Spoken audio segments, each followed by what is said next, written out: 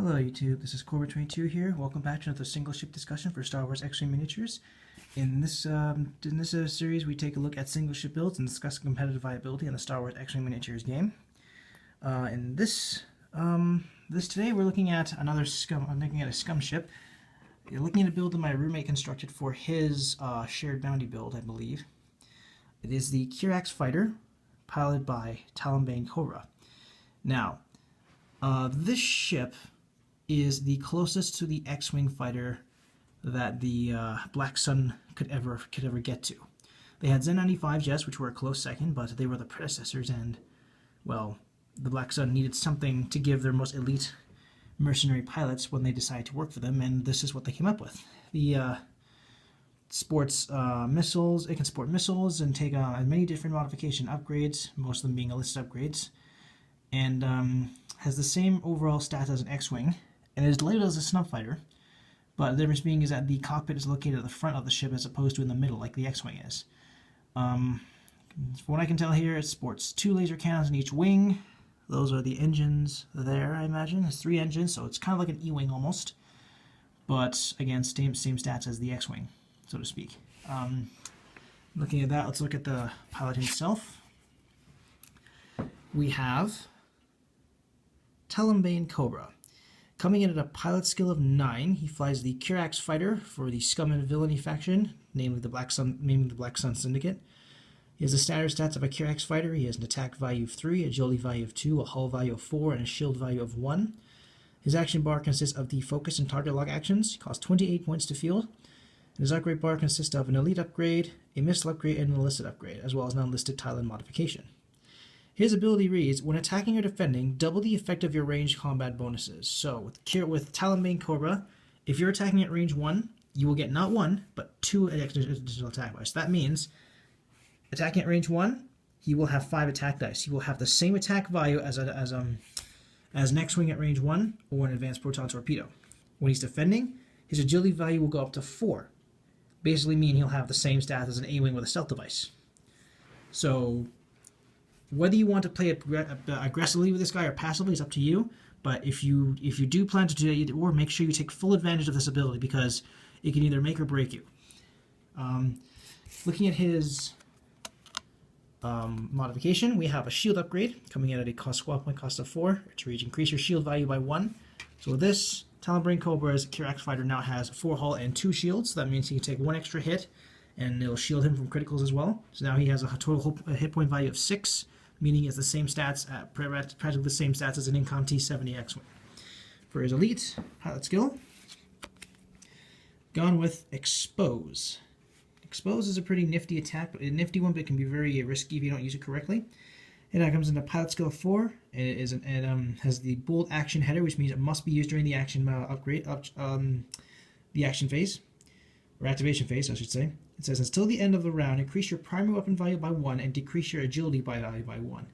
So this means, if you take this action, Talonbane's attack value will go up to 4 and his agility will go down to 1.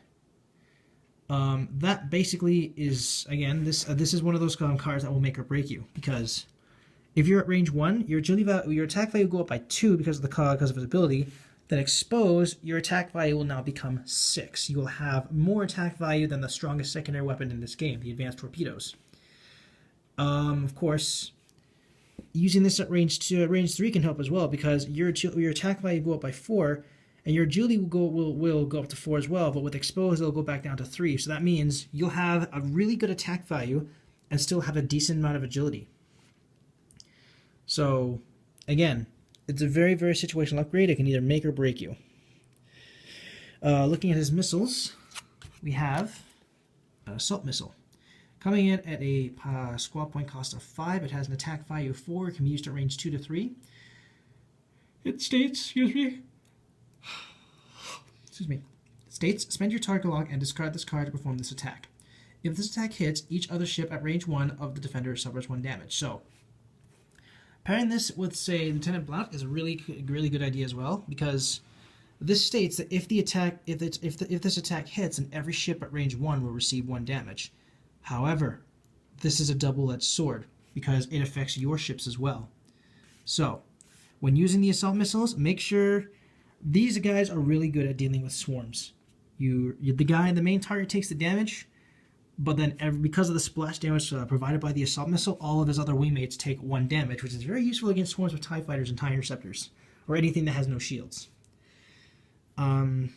So yeah, but recommend you use this early on in the game. That way you get full advantage of. That way you take full advantage of its ability. Whereas if it gets splash damage, makes other enemies targets suffer, or has other enemy ships suffer damage as well. It's kind of like a proton bomb put into him. It's kind of like a seismic charge put into missile form. Now that I think about it. Excuse me. For his listed upgrade, chosen an inertial dampeners. Interesting choice. Coming in at a squad point cost of 1, a very cheap upgrade. It rates, when you reveal your maneuver, you may discard this card to instead perform a white 0 maneuver, then receive a stress token.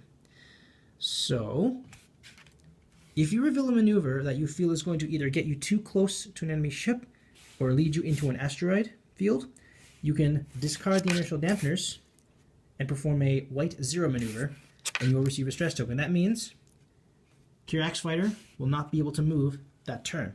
He'll get a stress, but the Kirax fighter has a total of 5 green maneuvers that he can make use of. That way, it's kind of like a one-shot thing where if you make a mistake, you can use inertial dampeners and then fix your mistake the next round.